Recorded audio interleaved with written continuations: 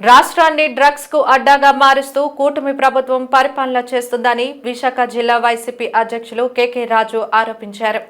నేడు మద్దెలపాలెం వైసీపీ కార్యాలయంలో ఆయన మీడియాతో మాట్లాడారు. 25 గ్రాముల కొకైన్ విశాఖలో దొరకడం ఆశ్చర్యకరంగా ఉందన్నారు. ఇటీవల విశాఖలో వరుసగా భారీ ఎత్తున డ్రగ్స్ దొరకడం వెనుక ప్రభుత్వ వైఫల్యం స్పష్టంగా కనిపిస్తుందని అన్నారు. ఈ డ్రగ్స్ మాఫియాలో కొందరు టీడీపీ నాయకులు ఉన్నట్లు తమకు సమాచారం ఉందని అన్నారు.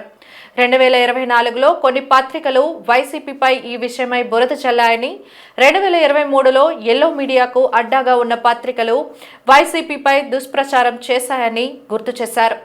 100 రోజుల్లో గంజాయిని భూస్థాపితం చేస్తామన్న కూటమి ప్రభుత్వం ఇప్పుడు ఏం చెప్తారో చెప్పాలని డిమాండ్ చేశారు.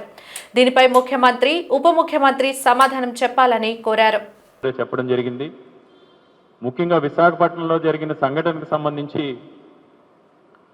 ఈరోజు తెలుగుదేశం నాయకులకి అనుచరులుగా ఉన్న కొంతమంది ఈ డ్రగ్స్ వ్యవహారంలో ఇన్వాల్వ్ అయి ఉన్నారని, వారిని తప్పించడం కోసం ఈరోజు ఒకరిద్దరు అమాయకులను కూడా బలవంతంగా ఒప్పించి అరెస్టు చేశారనేది మాకున్న సమాచారం. ఏదేమైనా ఇది చాలా దురదృష్టకరం. గతంలో ఇదే కూటమి పార్టీకి సంబంధించిన పత్రికలు ఎన్నికలకు ముందు, ముఖ్యంగా 2024 ఎన్నికలకు 2 నెలల ముందు వైఎస్ఆర్ కాంగ్రెస్ పార్టీ పైన బురద జల్లడం కోసం ఈ రాష్ట్రం డ్రగ్స్కి అడ్డాగా మారిందని, ఒక కంటైనర్లో వచ్చింది డ్రగ్సే అని, 49 నమూనాలు పరీక్షిస్తే కొకైన్ ఉన్నట్లు నిర్ధారణ అయిందని ఒక ప్రముఖ పత్రికలో ఆ రోజు వైఎస్ఆర్ కాంగ్రెస్ పార్టీ పైన దుష్ప్రచారం చేస్తూ ఆ రోజు ప్రచారం చేయడం జరిగింది ఎన్నికలకు ముందు. అంతేకాకుండా కంటైనర్లో వచ్చింది డ్రగ్స్ అని ప్రచారం చేయటమే కాకుండా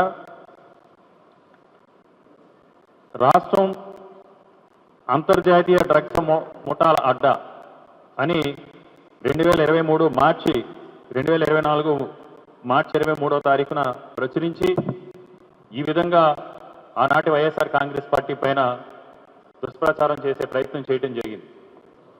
తర్వాత 2024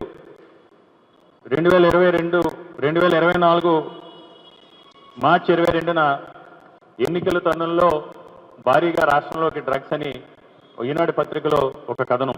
ఈ విధంగా పెద్ద ఎత్తున కూటమి ప్రభుత్వం, ముఖ్యంగా తెలుగుదేశం పార్టీ సంబంధించిన నాయకులు, ఆ పార్టీకి అనుగుణంగా ఉన్న పత్రికల్లో, టీవీల్లో గత ప్రభుత్వం పైన అనేక రకాలుగా బురద జల్లడం జరిగింది.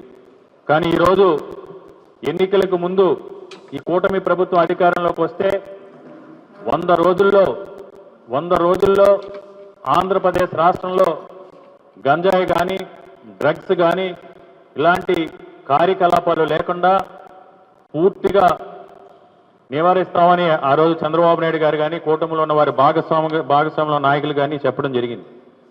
ఈరోజు ఆ దిశగా ఎక్కడా కూడా చర్యలు తీసుకున్న దాఖలాలు కనపట్టలేదు.